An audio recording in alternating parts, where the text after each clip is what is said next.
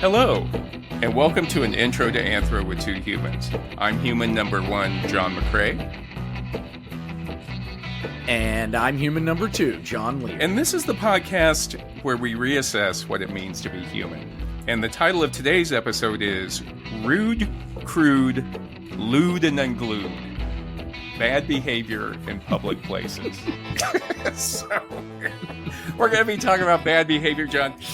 Specifically, people behaving badly in movies, live theaters, and on airplanes. Public places. On airplanes. Thank you. We touched on this last week. But yes, we as a country need to all sit in a circle and pass the talking stick. You know what I mean? The talking stick. It'd take forever for that thing to get from the East Coast to the West Coast. I don't care. Jeez. It's gotta go. So, like I say, it's going to be movies, live theater, but it could be any place, like grocery stores, restaurants, kids' sporting events, you name it. Oh boy, yeah, that's bad. Kids' sporting events. I fortunately, my kids play stuff that they're not into the soccer or the baseball. But Jules is into roller derby, which is super intense. But everybody's into it. How about no their parents that jump up and cause a scene or something during the? That seems like that would be really? Never. People yell stuff, but it's not like getting mad or anything. It's just like hooting and hollering. It's pretty rowdy. It's really great. It's really, and she's amazing. Like they really pound each other.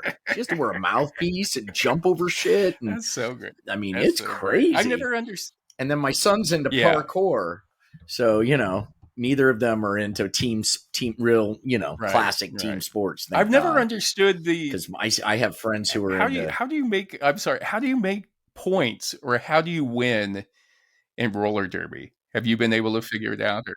Oh, well, okay. So it started out, it was a fake sport, it was like wrestling, right? Back when we were growing up. And then somewhere along the line, women kind of took it over and created an actual sport. So there is a point system. It's pretty complicated actually, but the core of it is that a person wears a helmet with a star on, and they're the jammer. And the jammer is the only one who can score. Yeah. Okay. Each team has a jammer sometimes. There are penalty boxes and stuff. But if the jammer has to get past all of the other their opposing team, and lap them. And every time they lap them, every person they lap after that, they score points. Wow, that's complicated. Yeah. But it's intense, man. What was it? Do you remember? A couple movies come to mind. First of all, Raquel Welch in the Kansas City Bomber. She played the Kansas City Bomber. Kansas City Bomber, yes, absolutely. That was a beautiful woman. But that was a roller derby movie. She played. Yes, it was. It was a roller derby. And then with Raquel Welch. We should do like a stage that for the stage, like a musical. Yes, that's a great idea. And then we could get all of my daughter's friends to be the chorus. Right. Mm-hmm. It'd be authentic. People would be like, "Yeah, that really was that was real roller derby that they were doing." Mm-hmm. And then Rollerball. Remember Rollerball with James Caan? Rollerball. Yes, James Caan. I remember that word. Jonathan. Yeah. Oh, he just killed. I love those motorcycles that were pulling people around. All right. Yeah. That was some of the. All right. Before we get too far. I know. We do have business to do. But we're going to look at how we got to this place, John, where it seems like it's a common occurrence that people are losing their minds when they go out in public. And I would. Yeah. I mean, yeah, it seems like it's worse than ever. I don't know. I mean, I put a question mark on that. Is it worse than ever? Yeah. I don't know. I mean, but it certainly seems like it. I was thinking it's almost it's expected. You expect somebody to lose their mind when you go out. To lose it. And I'd say anytime I get on a plane or I go to a movie, it's almost like an Hercule Poirot novel that when people are coming in, I'm looking at the suspects. Who done it? Yes. Yes. They're not hard to pick out. Right. They really aren't. But I'm just trying to see, like, all right, what are they going to do? What are they going to say? You know, how are they going to lose their mind? But we're going to look at the history of public behavior, and then we're going to talk a little about the social contract. And that's the unspoken agreement between all of us in a society or community to reduce tension and make things run as smoothly as possible, hopefully. God, you're right about that. And in all transparencies, I'll admit that I've been known to lose my mind in public before. But you don't really vocalize, do you? I feel like you just turn it into cancer inside your belly. I've been known to drop some F-bombs at restaurants, and usually, like the last time I did it was at my mechanic's. And it was a big chain. No. It was a big chain, mechanic, national chain. Yeah. And I had gone out during the morning on a Sunday, and my tire was flat. Okay.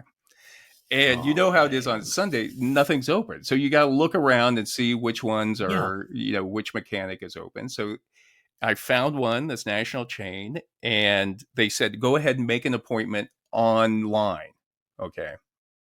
So I made it online. They sent me a confirmation. It was like 10 in the morning. I was supposed to go in at 2 in the afternoon. When I go in, I have Mary follow me over there. And when I get over there, the place is packed. Okay.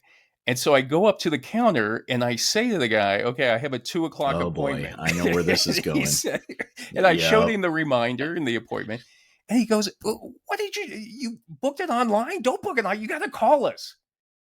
And I was like, wait a second. You know, you're getting mad at me. I did call you. Because this is your website that I did it on, because he was like, oh, that's from corporate. You know, you got to call us.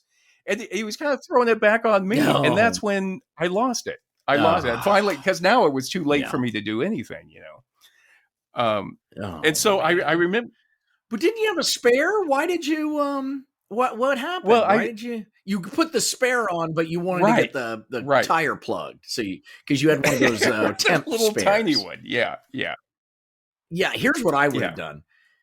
Take the flat tire, put it in your trunk, leave the little thing on it, and drive around on it. And then like in a few days get it taken care of.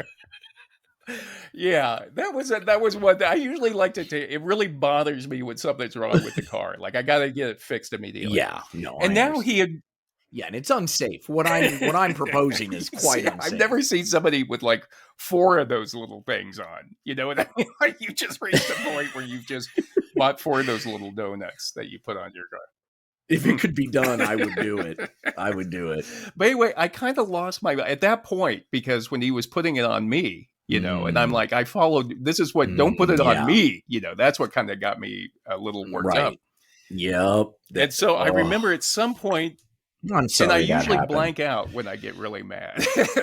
But I remember saying like, fuck it. And just walking out of the door. And next thing I know, I'm out in the parking lot with him, and he's chased me down. And I don't know what else I said, but he was saying, sir, there's no reason to be like that. I'm a Christian. So I must have got a little blue in there on top of just my fuck it, you know. Maybe he realized, shit, I was stressed. I turned it on him. That's I'm gonna. So anyway, he had somebody come out and fix it and change it out in the parking lot for me.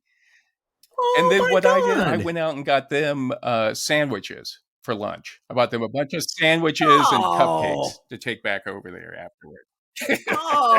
You made amends, as they say. Yeah, it's fantastic. I love that. So I can explode, but I also know when I explode, and then I try to make it better afterwards. Yeah, same thing. Everybody has a tipping point. Everybody has my son still points out this time I rode this guy's ass because he honked at me at a stoplight or something. He'd be like, remember that time? It was like 10 years ago or something. What happened? Were you just like lost it? I don't even remember it really, but he does. I think what happened was a guy was riding me, and so then when he passed me, I rode him or some stupid road rage thing. Those get out of control quickly, but anyway, I think. Yes, they do. Yeah, especially out here in LA, you can end up with a bullet in your head. I did love like that one time. Mary was asleep in the car and some guy was riding my ass out in Arizona, and it was the same thing. Like when he finally got around me, just being a jerk, I was like right on his ass. He finally gave me the two piece, the peace sign, like, and Mary's like wakes up later, like everything okay, and we're going like 100 miles an hour. Right on his ass. Honey, what's wrong? I just want to get there. John, before we begin, though, we do have some podcast business to take care of. I just want to let everyone know. We sure do. Next week's episode, and probably the week after next, is going to be off schedule, a couple days late. Oh, boy. Because... What? Yeah. Because okay. This is... no, this is not... this is... I cannot handle. I'm going to lose it. Fuck it. I'm going to... fuck it. Fuck the podcast then. I'm going back to Kansas City for our 40th high school reunion. I cannot wait for the report. I wish I were coming, but I have a gig in San Diego. But I would love to be there with you. I would love to watch you, go through that. Right. To walk the gauntlet, as they say. First of all, you're going to be you were coming originally. You were going to come. I was originally slotted to go, but as is my life lately, I travel quite a bit. And can you say what you're doing this weekend? I am going to be emceeing and performing comedy at a fundraiser for the Association for Recovery and Higher Education. Nice. I'm on their board of directors, and apparently part of my job description is to MC and perform. Great. But it'll be great. It's a great organization. Look at that. Yeah. So it's the show that you directed and co-wrote with me, and it's called Addiction 101, and it's a comedy show, but it has heart. I think it's got a lot about the history of addiction. The history of addiction as well. Yes, it really is. It's a lot about the history of the show, really. It's like an episode of this show. We're basically a one-trick pony, you and I. We just changed the subject. We put a different attachment on the vacuum, but it's still the same vacuum. It still the sucks. Vacuum. Still well sucks. Said. Yep, still sucks. So, but also, my wife a couple months ago, I think it was, she suggested we do a topic of nostalgia. And so it's nostalgia from a psychological, cultural standpoint. And so this was like a perfect, this is almost like doing participant observation, going out in the field to look at nostalgia. I love it. So I love it. But anyway, I just want to say I have events, family events and reunion events booked up for the next week. Yeah. So. You don't have a lot. I mean, you don't go to Kansas City a lot. So when you do, they shut the town down for you. I mean, it's like a holiday in Kansas City, and you're busy. You're booked solid. Appearances and dinners and family and God. I can't wait to 2 events a day at least for an entire week. Jesus. Entire week. Oh my God. You're going to want to kill yourself by the time you get back. So that's the reason why our next week's episode and week after is going to be a couple, because I'm going to be trying to put them together in between, like a couple hours. And then we have to find a way to record them. We got to record them. You got to bring your microphone. I'll have to see. I'm really, my suitcase is packed right now. You wear it as a carry-on. Just sling it over your shoulder. Like Buckminster Fuller. Oh, just like have it. Already exactly. There you go. Yeah. I'll plug in right when I get on the plane. I'll be like, hello and perfect. welcome. I can tap in. I'll tap in for mission control. Sounds great. All right. So back to today's topic, bad behavior in public. It seems like anytime you read the news now, there's another incident of people being assholes in public. So, yes. It's a big problem. Right. It's a pandemic. Right. And I'm not sure, and I'm not even talking about the ones that really turn violent, like shootings or something like that.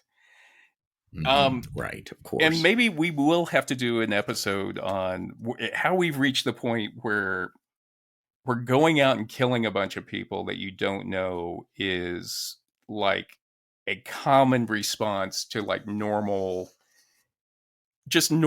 life stresses or life difficulties.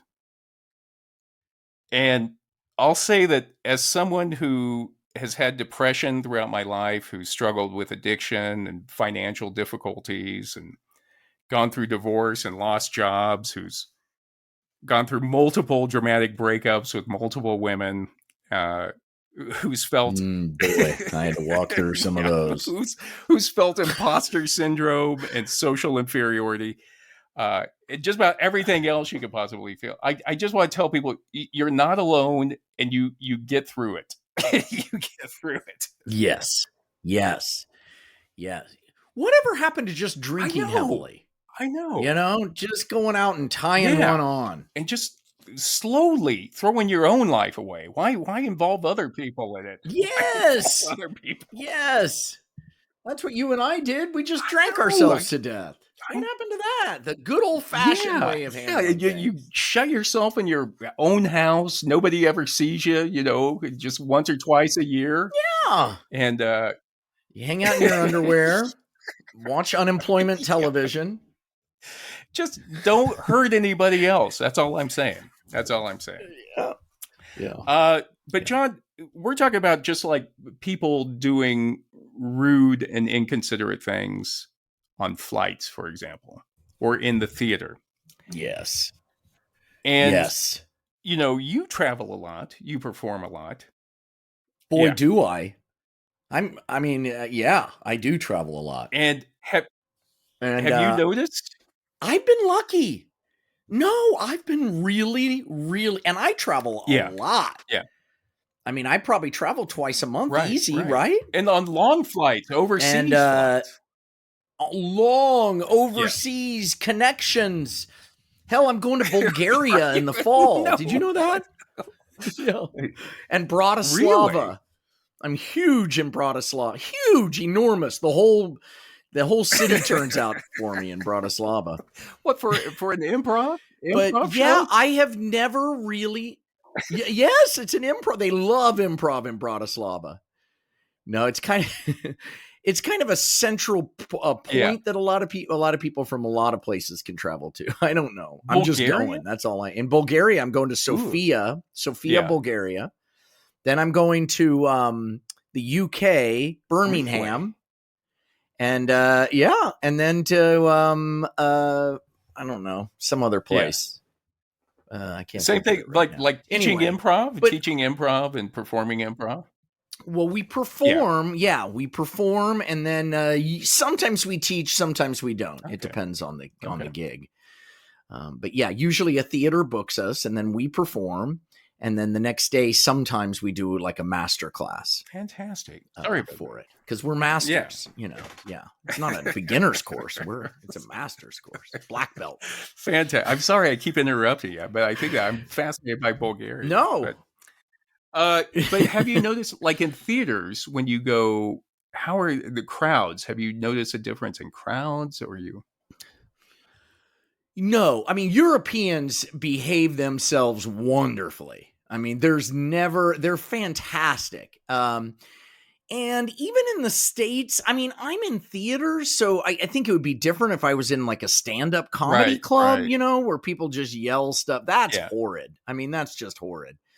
But in theaters, no, I haven't had a lot of troubles, to be honest, and not a lot of troubles on the planes either. I'm just kind of blessed, I think, or maybe more likely I just don't notice. I'm just, because I can't sleep on planes.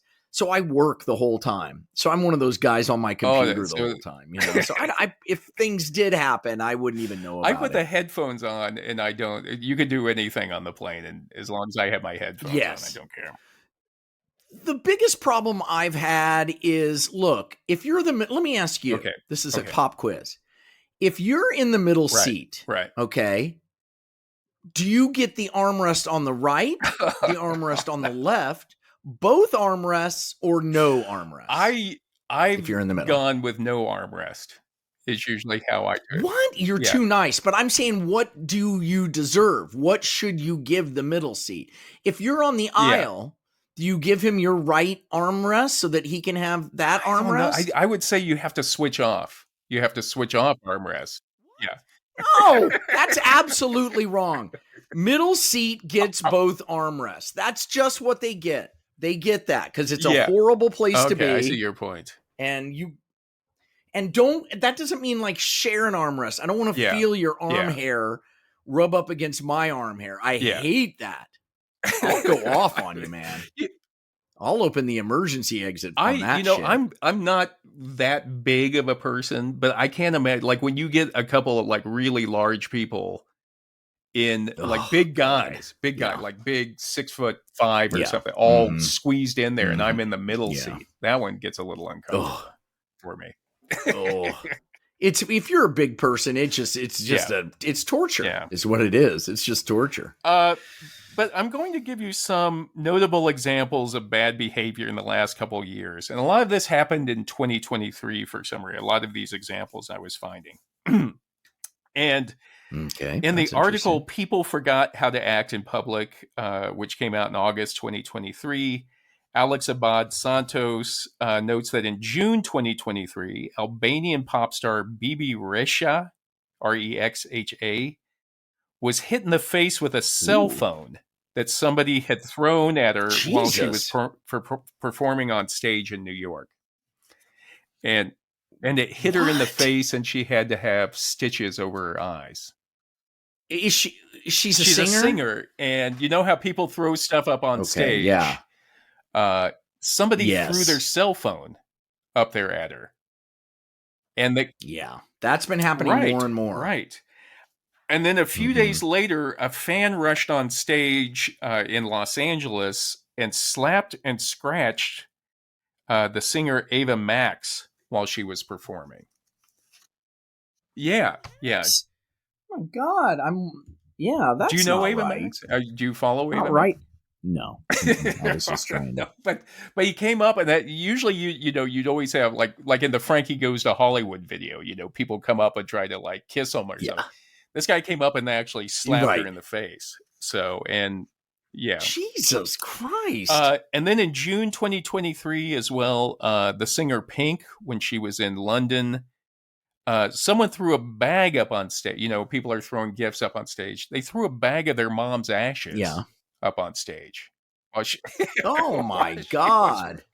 It's not too bad. I mean, it didn't hurt. Well, I know it's kind of weird though, isn't it? I know that. It was like, it's weird. No question. It's weird, but it's weird to throw anything up on stage. Flowers, gifts, anything. What are you doing? What? Yeah, I guess Mary told me that people used to throw sailor hats up there from the Turn Back Time. Like there was like a homage to Turn Back Time. And then Cher slipped on one and like injured herself. So God, Cher. What was she doing? She was wearing some crazy costume. And the high heels, probably. But again, it's like there were so many hats being thrown. And people used to throw underwear up there. Remember with Tom Jones? They throw underwear. Yes. Yeah. Well, for my performances, I still get that. People throw underwear. Bunch of dudes in I haven't bought underwear I haven't bought any underwear for 6 years. Yeah. Preferably keep them in the package. And if you can, that's fine. Either way, it can wash. It's just fabric. If you can I'll wash it, put some bleach in there, and get it right back into working And if you order. can include the return receipt, just in case, so we can. That'd be great. Yeah, in case it's the wrong size. In July 2023, a fan in Las Vegas threw a drink on Cardi B when she was performing on stage. Oh yeah, I read about that. She threw her microphone back at them. So. Well, that's one way of handling it. And then one more time in July 2023, Harry Styles in Vienna. So this is like an international problem. Ooh, that's where I'm going. Really? I'm going to Vienna. That was the one I couldn't remember. He was hit in the eye with a Skittle. Somebody was throwing Skittles up on stage. Oh, yeah. Man. Those are projectiles. Those Skittles are hard. That's not like an M&M where it has a little give to it. It's like a BB or something. They said he really couldn't keep his eye open. Those are like, it's like couldn't open his eye. Oh, Harry. Yeah. Handsome. Very handsome. And then a couple more examples in September 23, an article titled "Audiences Behaving Badly: An Epidemic of Antisocial Behavior in Theaters, Concerts, and Gigs." Bethany Minnell notes that in England in 2023, riot police were called out to a performance of The Bodyguard in Manchester, England, to remove people who were singing over the lead singer and the cast. Wow. So it was the musical, right. The Bodyguard. Right. And people were singing too loud over the lead singer. You couldn't hear. And they brought the riot police? People couldn't hear the actual performance because the audience was singing so loud. So they came in to try to remove them, and then they rioted against them. Jesus. Yeah, I'm with the rioters on that one. Let me sing if I'm in there. First of all, look, you're at The Bodyguard, okay? You're not seeing Shakespeare. You paid money to go see The Bodyguard. Right. And listen, I love Whitney Houston, but any musical based on film, I don't know. It's like Bad News Bears. I think I'd love to see that musical if they ever came up with a Bad News Bears. That'd be a good one. That movie holds up, by the way. The first one, not the one with Billy Bob Thornton, but the first one with Walter Matthau. Yeah, no. Of course, yeah. And even the first one of that, there were more after, like when they went to Japan and stuff. No. The shark jumps really It's got to be Buttermaker. But Buttermaker, the first guy, the pool cleaner. Yep, Buttermaker. Yes. And then she also notes that in August 2023, the police again were called out to remove rude and abusive audience members from a performance of Grease in London's West End. I think it's the musicals. I think musicals are driving people crazy. I think we need to outlaw musicals. That's one way. And I'm all for it. I'll be first in line. I'm done with the musicals. I read in one article they were talking about like the response for the theater community in England is they've stopped saying in their promotional materials, "You'll be dancing in the aisles." Yeah.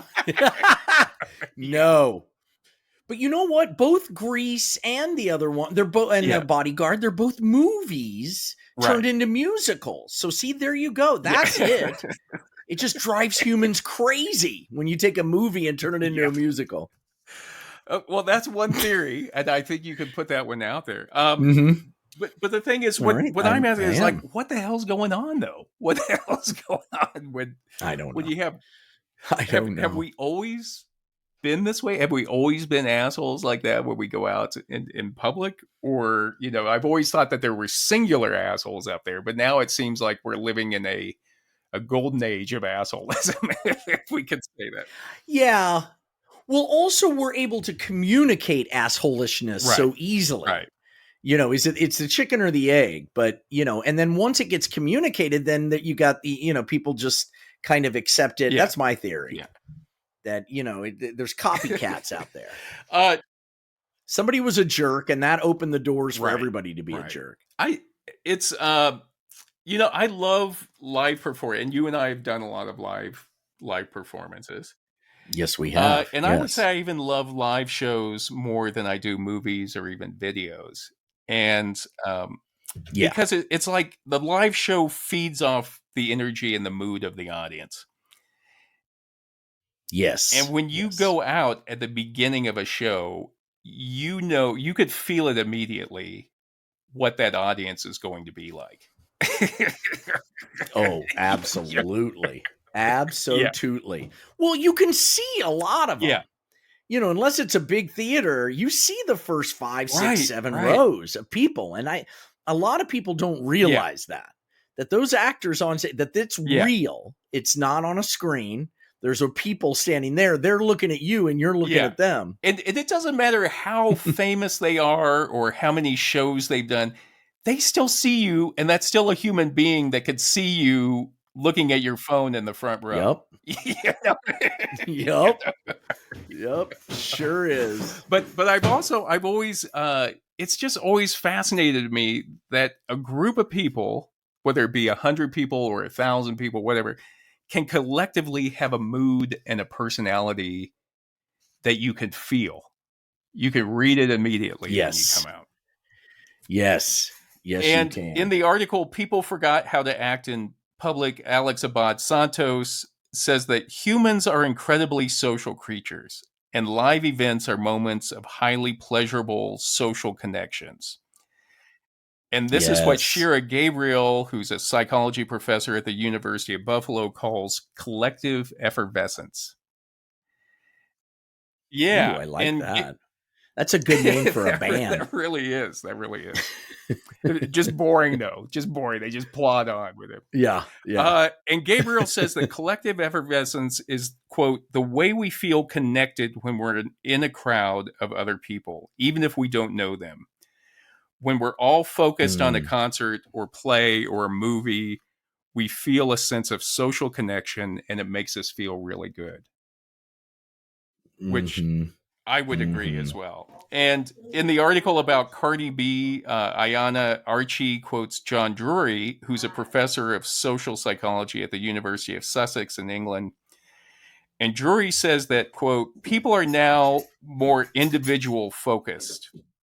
They attend events for their own individual pleasure, and they're not really thinking about being part of a group or a collective in the way that they might have been before. I agree with that. And I think it's fear. I think a lot of fear has been injected into our culture. I'm not saying anything that isn't obvious. And I think once people are fearful of strangers in general, I think. And I think it's even harder to overcome that fear now, you know? I wonder, how do you deal with it when you're on stage? And you say it doesn't happen a lot, but we've spoken before about when you see somebody sleeping in the audience. Oh yeah, no, I just meant being an asshole. Yes. Oh God, it's just the worst. It's just like, man, my father-in-law has come to see me perform countless times, and he supports me, and I really appreciate it. And he always sits in the first 2 rows, and he always is asleep, like. Early on, like 5 minutes in, he's just out, mouth open. And that I could almost, that when people see you, first of all, when you're sleeping in the audience, especially a smoker. But even bad behavior, I don't know, like you see people talking or like it used to be like trying to open up a wrapper, for example. Yes. Yeah, those are the worst. Yeah. It's just like, just open it already. Or when they do it just a little bit at a time, they think they're getting. But stuff like that. Also, I'm in a different sort of realm because I can sort of comment on that stuff. You know, like if a phone goes off, I just bring it in. But people on their phones in the theater. That's just not cool. You should not be doing that. And Drury, he says that, people are perhaps treating the event as an opportunity for them to build their social media profile. And interesting. And I've noticed that, it's nothing new as well, but when you go see a concert now, everybody's got their phone up watching the concert through the phone. Through the phone. Yeah. You know. Yes. And again, it's Abad-Santos says that live events are times when we experience important social connections, a phenomenon that happens so naturally that we don't think about what these events mean to us until someone really screws up. And he says when someone makes a scene in public at a group event, we're disturbed in large part because these gatherings are extremely important to our intellectual and emotional selves. Well, and I think we realize, oh my God, everybody's crazy. You realize it's like when we're when we're driving on the highway, right? You're driving on the highway, and the only thing keeping you from killing people are those two yellow lines in the middle of the highway, right? But we've all agreed we're not going to cross the two yellow lines. And you drive thinking everybody thinks like you. And then you get off and go to a gas station and you see the other drivers. You're like, oh my God.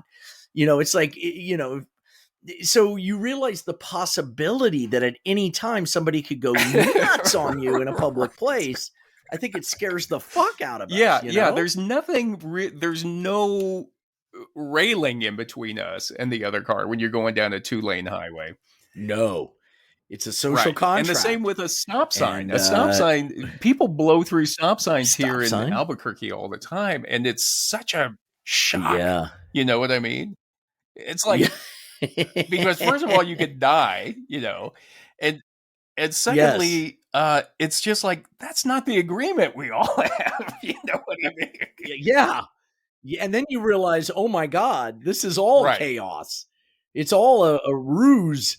A facade that things are operating appropriately.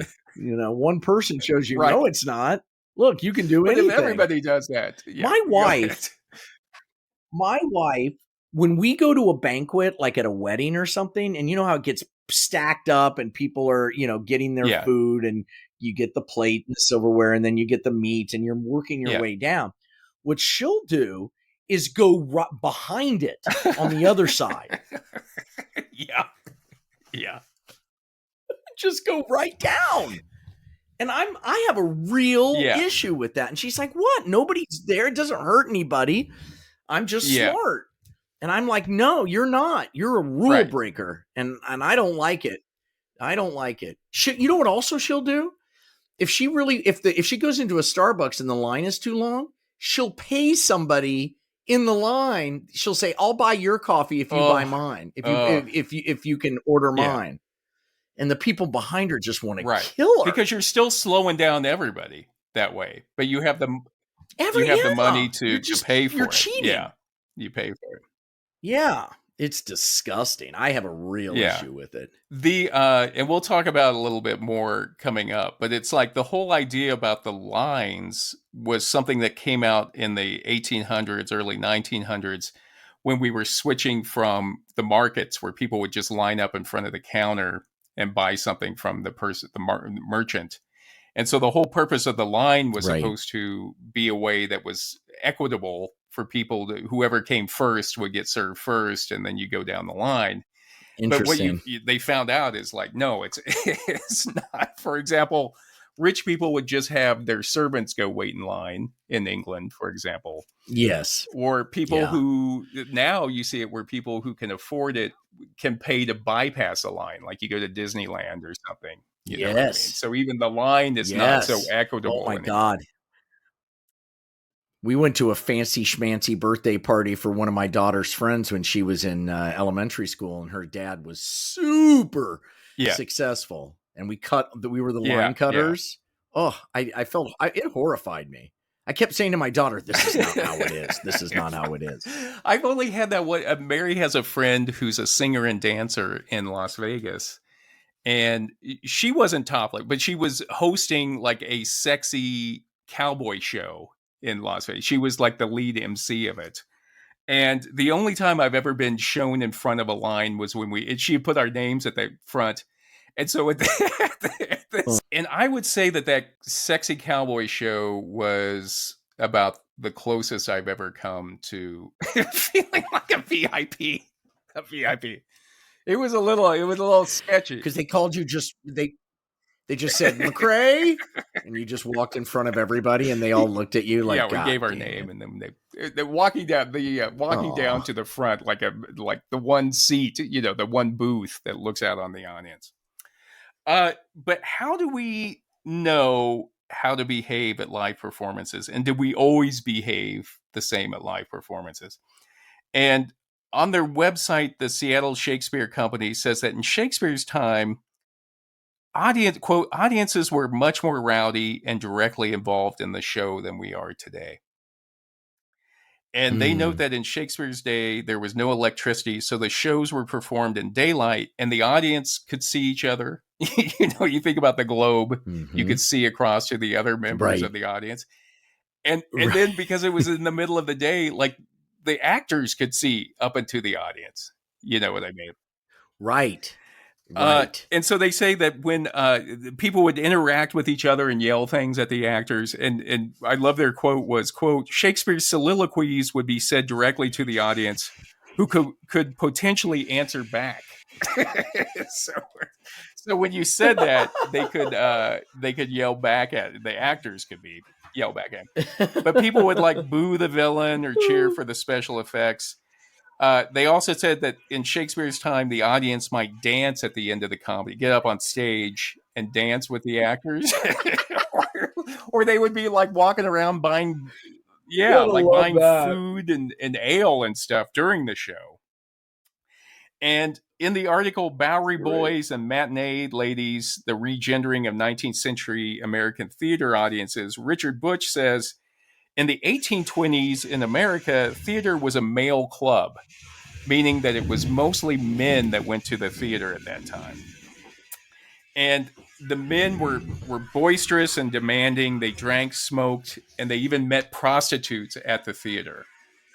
So, and Butch says that in the 1830s, theater managers often gave prostitutes free entry to the galleries, and prostitution was important to the profitability of the theaters. So, and Butch also notes that in 1802, Washington Irving, the writer, described the noise coming from the top balcony in the theater as, quote, similar to that which prevailed in Noah's Ark. So people were all talking throughout the show. As you were talking about this, it reminded me of my son because, he's way into hardcore music, and they, it's understood the rules of that performance are to hurl yourself off the stage and into the mosh pit. But there are certain rules within it. Yeah. You have to do things a certain way or people will get really upset. Yeah. And they'll I wish I knew what they were, but there are certain things you can and can't do when you're jumping into a mosh pit. I was going to say there are. Did you do mosh pits or do you? No, I was always too scared. I mean, I went to a lot of punk shows, but I never, no, they were too much. I was here in LA in the thick of it, during some of that. And I was like, no way am I going over there. Forget it. That's crazy. Alexis de Tocqueville, who, when he was at Traveling America in the 1830s, he went to a show in Philadelphia where he said, quote, the audience paid not the slightest attention to the stage, but walked about, drank together, and argued as if nothing else were going on. Oh, Jesus. I've had gigs like that. That's like a bar gig, but I mean, you're at the... Yeah. Oh, I had some bar gigs that were like that. Butch also notes that members of the audience took delight in throwing apples, nuts, and numerous things on the people in the pit. And I guess the pit... Nuts? Just like peanuts and like walnuts. What kind walnuts of and peanuts. Jesus. You can peanut. The pit apparently, like in front of, we think of the orchestra pit, but the pit used to be where people would crowd into the pit. That was where the audience was sitting in the pit.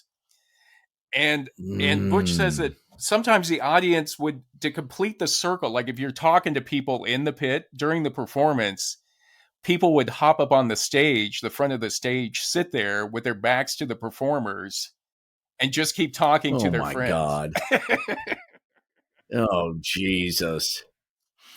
And Oh God. and traditionally, Butch says theater managers had accepted the extra legal prerogatives called audience sovereignty, and that was the rights of the audience to regulate itself and the performance, and to utilize all manner of enforcement of their will, including rioting.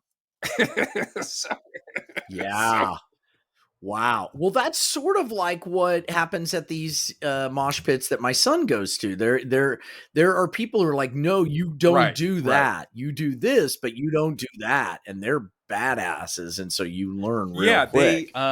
It's the same thing. The audience is the one that would police itself. Like you were the one that would make certain that people were behaving in the certain. Or what I love is that the audience also, if they didn't like the show or how the show was going, or if they did, like if there was a song that they liked, then the audience would like force the singer to, perform it again, or the cast to do it again. Do it again, you son of a bitch, and get it right this time. And another thing they used to do is God. See, that's everything I'm learning from this show is as bad as we think things are now. They're so much better.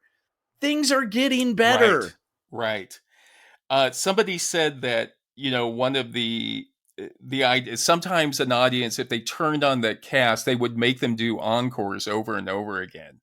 Not because they liked it, but to like wear them out, like to punish them. And the theater manager would have to come out and plead with the audience not to. Don't make them do anymore. Oh my God. Just leave. And then this all came from, Butch says, the idea of audience sovereignty was founded upon a conception of performers as servants to the audience. And so the idea yes.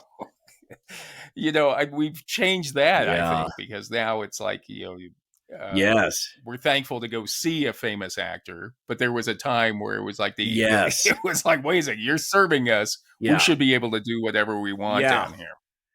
You're doing a fantastic job. Now refill my drink for me, would you? And the Bowery Boys, they were like street toughs. They were like fighters and just kind of thugs from the neighborhood around, in New York City and Manhattan. And to give you an idea of how bad and violent things could become at theaters, in May 1849, there was a feud going on between two Shakespearean actors. And one was the Englishman William Charles Macready, and the other one was an American named Edwin Forrest. And Forrest, he was amazing. And Macready played his Shakespeare very couplets. Intellectual. Okay, so he would take very subtly. And Forrest was known for his Shakespeare being very masculine and macho. Okay, so the American was very macho. And in an article titled "When an Argument Over Macbeth Incited a Bloody Riot," Peter Feuerherd says that people at the time began to see this argument between Macready and Forrest on how to play Shakespeare as an argument over Englishness and Americanness. Well, that's what I was going to say. Shocking that the Englishman would be intellectual and the American would be physical. And again, Forrest, kind of being this rugged, macho American actor, became very popular with American audiences. And Betsy Goldham Kellum in the Smithsonian Magazine says Forrest embodied self-satisfied proof that America had finally achieved cultural independence from its British forebears. And so in May 1849, Macready came over on tour and was performing at the Astor Place Opera House in New York City. And what happened is a lot of fans of Edwin Forrest, mainly the Bowery Boys, they bought tickets to see Macready. And as soon as he came out, they just started yelling insults at him and throwing like nuts and garbage and pennies at him up on stage. Well, that's what happened. Pennies, damn. And that's back when a penny was worth something. That's what they do with political speeches now. People just come in and scream over. Maybe that's what they've always done. Or throw eggs or something. I don't know. People are throwing all kinds of stuff. And so anyway, Macready, he tried to cut his tour short in New York and leave, but other people that were all of his backers, were like, no, you have to stay. Everything will be fine tomorrow night. Don't worry about it.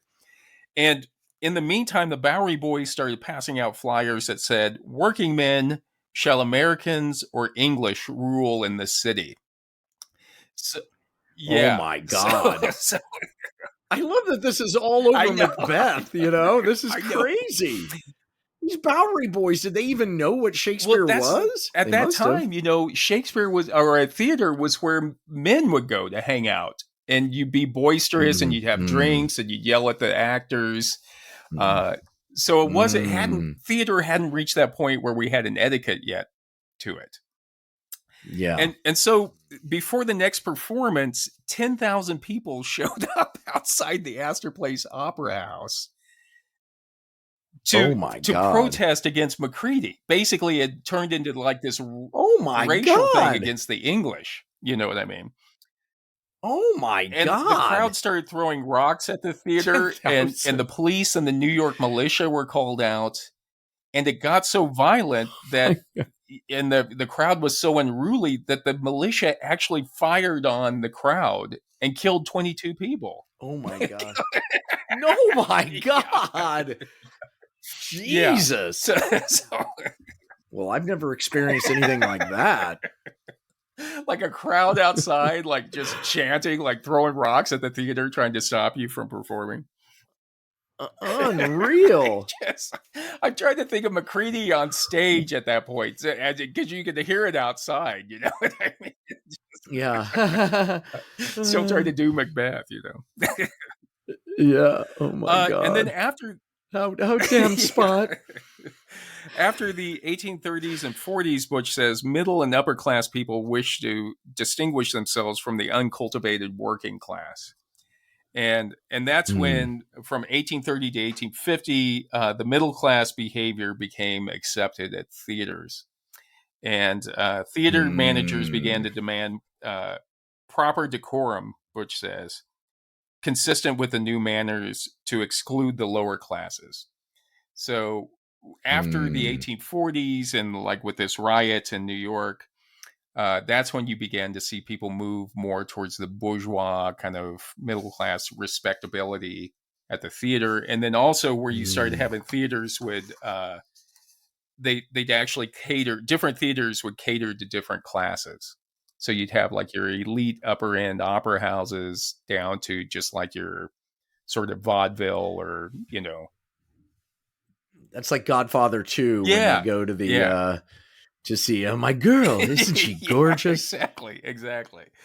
And then after the Civil War, they say, Butsch notes, managers increasingly prohibited stamping feet, calls for encore, and other rowdiness.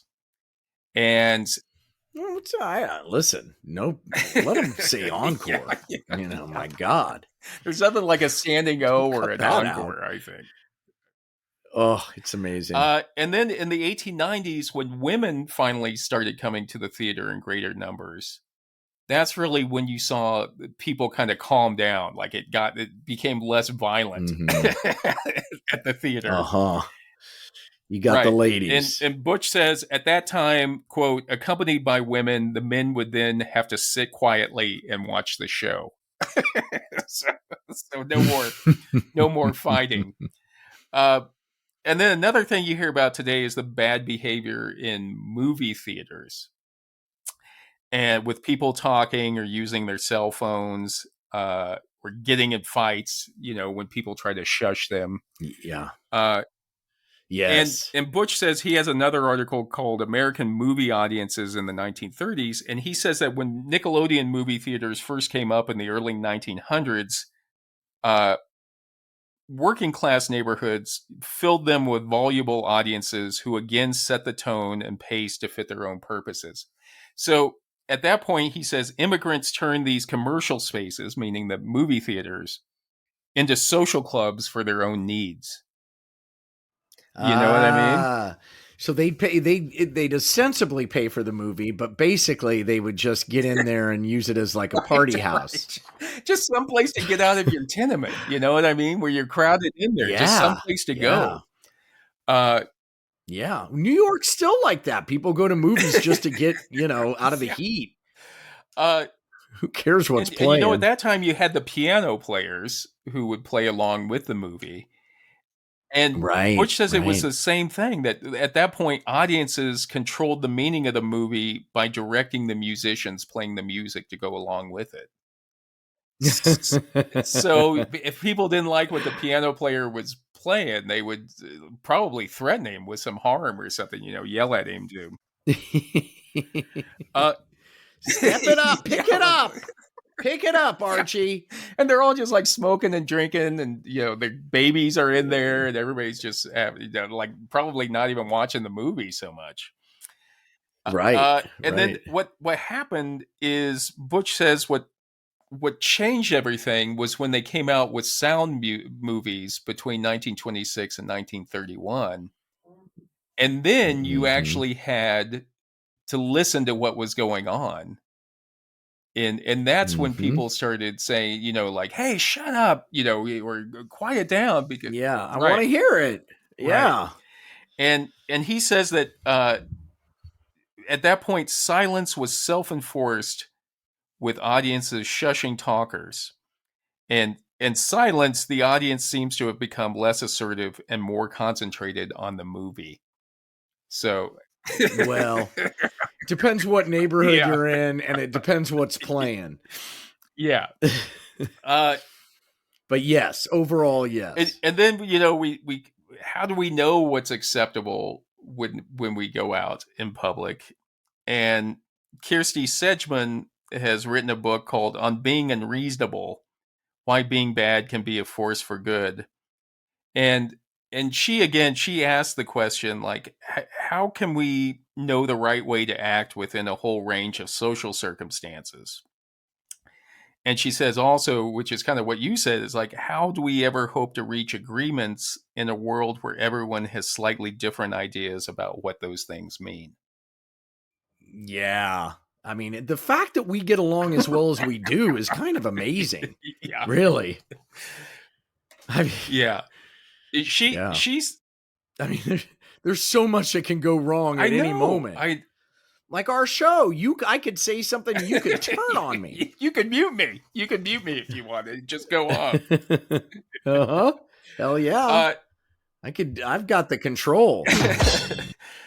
but she notes, though, that the willingness to live among throngs of strangers, which is kind of what you're talking about, sets us apart from every other species on the planet. And being together, Sedgman says, a stranger among strangers is to exist in a constant state of faith. And that's what you were talking about with the line, between. Yes. The yellow lines, where we all have faith that no one will cross that line. But it's just a piece of tape. It's just, and you can't get by if you're so afraid. Like, if you're too afraid that everybody will cross that line, then you can't exist out there. You can't go out. Right. Yeah. A lot of people suffer from that. And Sedgman says we need these lines or boundaries. In fact, this vast global network that we call society only exists because of our ability to draw these lines. And we rely upon them to function. But she says we have to be careful about what we label as appropriate or inappropriate, because historically, people have used that line, or what's acceptable behavior, what's not acceptable behavior, to kind of oppress other people, or to kind of keep certain people in line. Absolutely. Well, like you said, the lower class, they changed the rules at the movie theater so that the lower class, which became a real problem with culture. I mean, that's where improv comes from. It was started as a way to kind of access people who weren't seeing theater. Right. Lower classes, factory, where people who blue collar, who just didn't have access to theater. And that's how improv started. Cool. Really, was to kind of, get to those peeps. But I would say, and we've talked about this before, that when you're doing comedy, you definitely want alcohol to be served. You want damn straight. Damn straight. This gig I got at the Association for Recovery and Higher Education, they're going to be stone cold sober. Different. It's a different show, but comedy is sure as hell is. I think comedy needs some booze to be flowing a little bit, Hell yes, more the better. But Sedgman says that appropriate behavior. We make minuscule adaptations to our behavior in order to minimize interpersonal friction, often without even realizing it.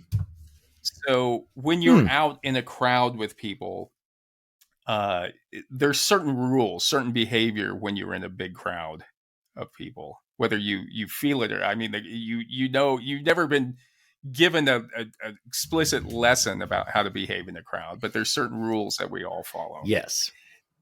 You pick up on cues, and some people are not good at picking up on cues. Right. And she notes, and your the example of your wife going around the other side of the line, she goes that lining or queuing up is an example of when we really feel the normative expectations of society intensely. Like there's certain rules, like you're not supposed to be right on top of the person in front of you. Oh, I hate it.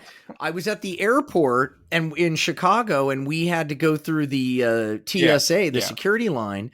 And in Chicago, they put them all through one. It's not great at O'Hare. I love O'Hare, but that is not great. And there was a guy who was late to his flight, and he was so nervous he was right up on my back. Yeah. In line. We're in line to the security line, and I'm like, here, go ahead. And he got 3 steps ahead of me, I'm just like, did that help you? Yeah, but those are the rules. And I had overheard he was, yes. And he was going to miss his flight anyway. I already knew when he was like, there's no chance, dude. But Sedgman, you can't show up 30 minutes before a flight anymore. That's over. That is over. Sedgman notes also like, how, like when you're at the grocery store, for example, and when someone leaves their cart and they're like, oh, I forgot something, and they leave and you're behind them. Like, what are you supposed to do at that point? Oh, that's rough. Or 10 items or less, and they've got 15. And and then like if you're in a line and you want to step out to look at something else, like you see a magazine over there that you want to take it, like how long, she gives a good example of in a line at a grocery store, like how far away is acceptable before you break that contract you have with the other people in the line. Yes. Love that. And it's something that always gives me anxiety is like when you go to a restaurant and of course you try to give your name when you go there, just as you're waiting to go in. But then you see other people who come in and then get let in before you. And you're like, oh, I know those people came in after me. Why are they getting to go ahead? Yes. Yes, like you at that nude cowboy show you went to. Right. I got it. What the hell is that guy got? But Mary and I, when we were at the Eiffel Tower years ago, and it was a huge line as always. And then there were like 3, they must have been Eastern European, I think, but one of them was pregnant. And they came through and were just cutting past everybody. And we were saying, she's pregnant. We can't, we can't wait. We need to get ahead. And you could tell everybody. Wait a minute, what? Yeah. You could tell everybody didn't want to let them go ahead, but we were all too. Well, they shouldn't have. We were all too polite to say anything. Yeah, because you were all out of towners. If there were French in that line, they would have given them a what. Well, what happened is they ran up against other Eastern Europeans that were like, wait your turn, like the rest of it. Turn around. Yeah, me too. I'm pregnant too. And so then we get to, why do we feel that the rules are breaking down right now? And Sedgman investigates this point by quoting David Harvey, who's the author of a book called A Brief History of Neoliberalism. And Harvey says that in the 1960s, there was a movement to counter communism and trade unionism by emphasizing individual responsibility over social responsibility. And this was what, it culminated in 1987 when Margaret Thatcher gave an interview, and I think it was like New Woman interview or something, or New Woman magazine. But she said that there was, quote, no such thing as society, only individuals and their immediate families. And Sedgman says ever since then, this neoliberal project has continued determinedly to shift the Western discourse away from social responsibility and towards personal responsibility with far-reaching consequences. So again, it kind of, and that was the time with, remember in Wall Street, Gordon Gekko, like greed is good. It's all about me. It's all about me. Yeah. And so you keep telling people that for like 40 years, and suddenly it's not just about wealth. It's about like your behaviors when you go out in public. You know what I mean? Yeah. And Sedgman too talks about the rise, another cause she says maybe the rise of the connection economy, or what she calls the disconnection economy. And that's where social media tries to break us up into little groups, different groups, and then create conflict between our groups. They commodify that conflict. And so, what began a couple decades ago, Sedgman says, the disconnection economy, by which we have gradually, relentlessly incentivized into individualistic modes of thinking rather than communitarian modes of thinking. So she says at that point, when you go out and you go into an audience, that's where you see people just all trying to just get, content for their own social media feeds when they go out in public, rather than enjoying the actual, the show itself. We're all the star of the movie. Nobody's the extra. We'll get to that, because that's actually something that they call it the main character syndrome. And the main character syndrome is actually, it hasn't become an actual DSM or like psychological diagnosis yet, but people have noticed that it's a collection of behaviors that people have. And in the article Beyond the Role of Main Character Syndrome, Saya Desmarais says that the main character syndrome is a new colloquial term that's used to describe someone who sees themselves as the main character or the protagonist in the performance of life. But isn't that all of us anyway? I mean, aren't we all kind of doing that? Well, there's some good thing. I mean, I read where some psychologists think that there's good that can come out of that. If you get, if it encourages you to do things that you normally wouldn't do. Oh, I see. But what we're talking about here is someone who sees everything that happens to them, Desmarais says, only through the lens of how it affects them. Okay, so they're the main character in the movie.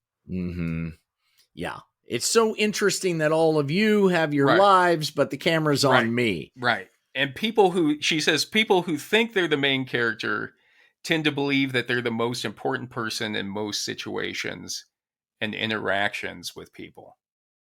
Okay. Right. And that's false, except when it comes to me. Right. And that's why when they're being obnoxious or when they're being rude at a movie theater, it really doesn't matter, because you're not part of the movie. You're an extra that's supposed to be there supporting them. You know what I mean? Right. Or when you lose it on a plane, or you demand to have a certain seat on the aisle on a plane when someone's already there to switch your seat, those other people aren't really people. They're just extras in your movie. Right. You know what I mean? Exactly. Yeah. And the thing is, the problem I have with that is, first of all, life isn't a movie. So, and movies are edited. Movies have writers. TV shows have writers that make people seem clever, that make people seem, important, that could say the best thing. And the worst thing is to see somebody, when I was working in Hollywood, when you'd see somebody that was on a TV show where their character was very funny, and then you'd meet them in real life and you'd be like, they're really not that funny. Yeah. Right. Yeah. Right. And so disappointing. Yeah. And then sometimes they'd actually think that they were that character, where they try to like pull it off like they're as funny as the character, as charming as the character. Yeah. And it wouldn't be like, no, this is real life. Your character gets to say that because you have a room full of comics writing for you to do that. And then, Desmarais says, she quotes Natalie Rosato, who's a mental health counselor, who says that the main character syndrome is synonymous with being so focused on your own story that you forget that billions of other stories are happening at the same time. Yeah. Which is the magic of it all. Remember in Shaun of the Dead, in that movie, when like the zombie hunters that were following run up against another group of zombie hunters who look exactly like them? Yes. So, their own St. Elmo's fire. Everybody, we're not that interesting. There's some other group exactly like us out there. So you got it. Exactly like us. And, and the thing is, even sitcoms only have like A and B stories. So if you imagine everybody in that theater has their own storyline that's going on, there's going to be problems there. And I remember Mary told me one time, when she lived in LA, she worked one time for a philanthropic organization that was run by a very wealthy man. I won't say which one it was. But it was me. It was me. I don't mind. It's okay. But she had their the person in charge of their fundraising once told them, that the organization, that there are only 100 people in the world that matter, and that the rest of us are just extras in those people's movie. Wow. And that's always stuck with me, as when you're on your phone or when you're, living out your movie at a movie theater, you know what? You're just another extra, unless you're one of those 100 people, one of those 100 billionaires, you're just an extra down here with the rest of us. You know what I mean? That's right. And we're all going to be buried. We're all going down. Yeah. And then finally, Kirsty Sedgman says that live performance is the canary in the coal mine, and big societal frustrations and social changes tend to erupt in the performance venues first. So I don't know what the solution is to bad behavior in public places. In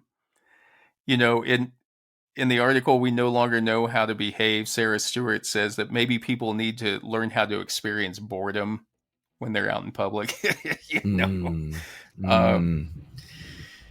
to try to be less self-centered. And maybe we just need to push it so far. I mean, so much of today seems to me to be kind of about the pendulum swinging out to remind ourselves why it's not so bad to have compromise that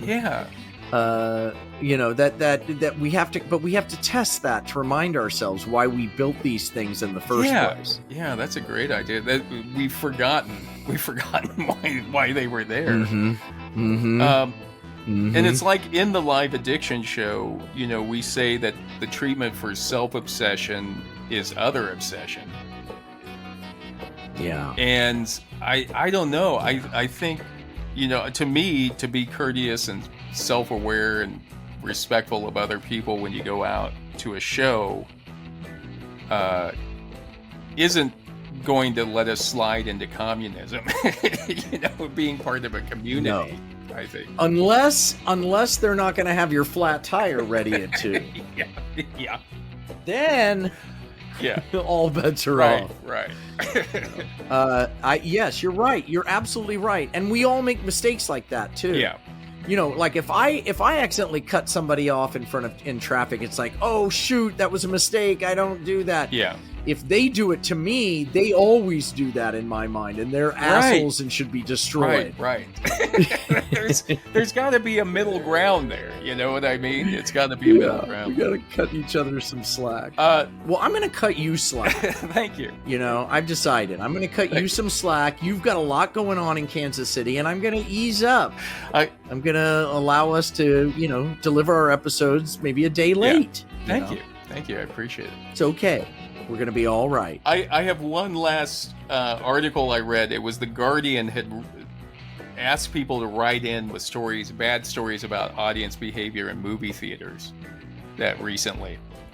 And one person told him that there were a couple of people in front of him who were looking at their phones and talking through the entire movie. And when he tried to police it and asked them if they could please put their phones away and stop talking, they said to him, if you wanted to watch a movie in silence, you should have stayed at home. So that shows you how it's changed. It's flipped around. Like 20 years ago, it would have been like, if you wanted, you know, talk, you should have stayed at home. Now it's all switched around. But maybe we're just going back to the way it used to always be in the early days of movies. Yep. You know what I mean? Until the Bowery boys come in and ruin it all again. All right, John. So, I was thinking that I have no solutions. Just, I don't know. Just know we're all extras. I guess that's all. Yes. Let's all be on the chorus line in the back. Working actors. Well, this is Human Number 2 signing off. And this is Human Number 1. Thanks for listening to everyone. If you found this podcast interesting, please tell a friend about it. And don't forget to check out our sponsor, Watson & Company Socks, at watson-co.square.site. The world may not have your back, but Watson & Company has your feet. And anyway. They're on the old IG, the Instagram as well. Right. All right, guys. We love you. John, love you. Right. I'll talk to you after the reunion. See you guys soon. Thanks. Sounds good. Behave on the plane.